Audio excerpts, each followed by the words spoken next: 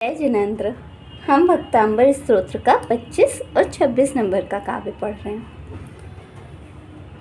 बुधस्तमेव विबुधार्चित बुद्धिबोधात् त्वं संकरोषि भुवनत्रय संकरत्वात् धातासि धीरसि विमार्गविधेर्विधानात् व्यक्तं त्वमेव भगवन् पुरुषोत्तमोषि। बुद्धस बुद्ध हो, त्वमेव आप, एव मीन्स ही, आप ही बुद्ध हो।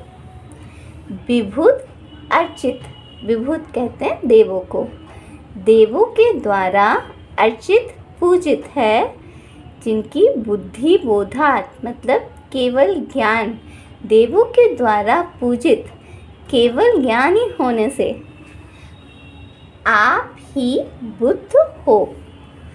प्रभु आप ही बुद्ध हो, क्योंकि देवों के द्वारा पूजित आपका केवल ज्ञान होने से, केवल ज्ञान में समस्त द्रव्य, तीनों लोकों के समस्त द्रव्यों की समस्त पर्यायों को एक साथ जानते हो, इसलिए प्रभु तीनों लोक में बुद्ध हो तो आप ही हो।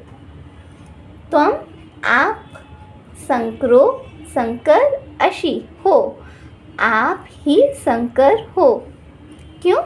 क्योंकि भुवन त्रय तीनों लोकों में संकरत्वात् सुख प्रदान करने वाले हो, क्योंकि तीनों लोकों को सुखी करने वाले आप ही मात्र हो, इसलिए प्रभु त्वं संकरो असि, आप ही संकर हो। धाता असि, धाता बोलते हैं ब्रह्मा को, आप ही ब्रह्मा हो। धीर, हे धीर, हे धीर आप ही ब्रह्मा हो। क्यों? क्योंकि शिव मार्ग मोक्ष मार्ग के विधे विधानात, विधि का विधान करते हो। आप मोक्ष मार्ग की विधि का विधान करते हो, अर्थात मोक्ष मार्ग को बताते हो। केवल ज्ञान में आपकी दिव्य ध्वनि खिलती है, जिसमें आपने बताया कि मुझे मोक्ष कैसे प्राप्त हो, इसलिए प्रभु आप ही ब्रह्मा हो। व्यक्तम स्पष्ट रूप से, त्वम आप, एव मीन्स ही, आप ही भगवान पुरुष उत्तम असि, पुरुषों में उत्तम हो, समस्त पुरुषों में श्रेष्ठ हो। प्रभु स्पष्ट रूप से आप ही, हे भगवान, समस्त पुरुषों में आप ही श्रेष्ठ हो। तीनों लोकों में सर्वश्रेष्ठ कौन? प्रभु आप। बुद्धस्तमेव, आप ही बुद्ध हो, क्योंकि देवों के द्वारा पूजित आपका केवल ज्ञान है। त्वं संकर, आप ही संकर असि मीन्स हो, आप ही संकर हो। क्यों? क्योंकि तीनों लोक, त्रय मीन्स तीन, भुवन मीन्स लोक, तीनों लोकों में सुख देने वाले हो, इसलिए आप ही संकर हो। धाता असि, हे धीर आप ही ब्रह्मा हो। धाता यानी विधाता, विधाता यानी कि ब्रह्मा। हे धीर आप ही ब्रह्मा हो, क्योंकि मोक्ष मार्ग की विधि का विधान बताते हो। आप मोक्ष मार्ग बताते हो, इसलिए भगवान आप ही ब्रह्मा हो। व्यक्तम स्पष्ट रूप से, तुम आप ही भगवान पुरुषोत्तम असि, पुरुषों में उत्तम हो। आप समस्त पुरुषों में सर्वश्रेष्ठ हो, उत्तम हो। हे भगवान, बुद्ध कौन? क्योंकि समस्त द्रव्य आपकी बुद्धि, बुद्धि रिद्धि में सर्वश्रेष्ठ बुद्धि रिद्धि कौन सी? केवल ज्ञान। और केवल ज्ञान सर्वश्रेष्ठ क्यों? क्योंकि भगवान सर्वलोक को, तीनों लोकों को एक साथ एक ही समय में उसके समस्त द्रव्य और समस्त पर्यायों को जान लेते हैं, इसलिए केवल ज्ञानी होने से, और केवल ज्ञान भी कैसा? जो देवों के द्वारा पूजित है, ऐसे केवल ज्ञानी होने से प्रभु आप ही बुद्ध हो। तीनों लोकों में सुख करने वाले होने से प्रभु आप ही शंकर हो। मोक्ष मार्ग की विधि का विधान मतलब मोक्ष मार्ग क्या है ऐसा बताते हो। हे धीर आप ही ब्रह्मा हो। हे भगवान स्पष्ट रूप से आप ही समस्त पुरुषों में श्रेष्ठ हो। आप ही बुद्ध हो। देवों के द्वारा पूजित केवल ज्ञान होने से आप ही शंकर हो। तीनों लोकों में सुख प्रदान करने वाले होने से हे धीर आप ही ब्रह्मा हो। मोक्ष मार्ग की विधि का विधान करने से स्पष्ट रूप से आप ही भगवान पुरुषों में श्रेष्ठ हो।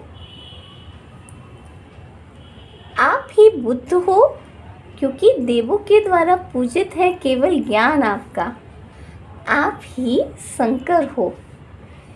तीनों लोकों में सुख प्रदान करने वाले होने से आपकी भक्ति से जो आनंद आता है और जो सुख होता है वो आज भी आनंद प्रदान करता है और उससे जिस प्रकार के कर्म बंद होते हैं उससे भी आनंद आता है, उससे भी जीव सुखी होता है। इसलिए तीनों लोकों में प्रभु सुख देने वाले तो मात्र आप ही हो, इसलिए आप शंकर हो। हे धीर आप ही ब्रह्मा हो क्योंकि मोक्ष मार्ग की विधि का विधान करते हो, आप बताते हो स्पष्ट रूप से आप ही भगवान समस्त पुरुषों में श्रेष्ठ हो। चलिए नेक्स्ट पढ़ेंगे। तुभ्यं नमः त्रिभुवनार्तिहराय नाथ। तुभ्यं नमः क्षितितलामलभूषणाय। तुभ्यं नमस्त्रिजगतः परमेश्वराय। तुभ्यं नमो जिनभवो दधिशोषणाय। तुभ्यं आपको नमः नमस्कार हो। क्यों? क्योंकि त्रिभुवन तीनों लोकों के आरती, यहाँ पे आवर्त निकलेगा, आरती यानी दुखों को हरने वाले होने से तीनों लोकों के आरती यानी कि दुखों को हरने वाले होने से हे नाथ आपको नमस्कार हो। तुभ्यं नमः आपको नमस्कार हो। क्यों? क्योंकि क्षिति पृथ्वी तल के अमल यानी कि निर्मल, भूषणाय आभूषण स्वरूप हो। आप इस पृथ्वी तल के निर्मल आभूषण स्वरूप हो। इस पृथ्वी तल में सर्वश्रेष्ठ कौन? प्रभु आप, इसलिए आपको नमः नमस्कार हो। तुभ्यं नमः आपको नमस्कार हो। क्यों? क्योंकि त्रिजगतः तीनों लोकों के परमेश्वराय परमेश्वर होने से आप तीनों लोकों के परमेश्वर हो, इसलिए आपको नमस्कार हो। तुभ्यं नमो आपको नमस्कार हो। हे जिन, क्योंकि भवो दधि संसार समुद्र का शोषण को सुखाने वाले हो। आप इस संसार समुद्र को सुखाने वाले हो, नष्ट करने वाले हो, इसलिए भगवान हे जिन आपको नमस्कार हो। संसार में जीव जन्म मरण कर रहा है, बार बार जन्म लेता है, कभी त्रियंश, कभी मनुष्य, कभी देव, ऐसे चारों गतियों में परिभ्रमण कर रहा है। तो इस जन्म मरण रूपी समुद्र को, संसार को नष्ट करने वाले भगवान आप ही हो, इसलिए आपको नमस्कार हो। तुभ्यं नमः आपको नमस्कार हो। क्योंकि त्रिभुवन तीनों लोकों के आरती यानी कि दुखों को हरने वाले हो, समस्त दुखों को नष्ट करने वाले हो आप, इसलिए भगवान आपको नमस्कार हो। तुभ्यं नमः आपको नमस्कार हो।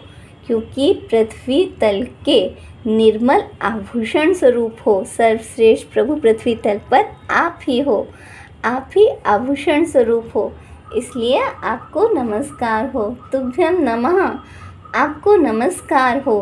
त्रिजगत तीनों लोकों के परमेश्वर होने से भगवान आपको नमस्कार हो।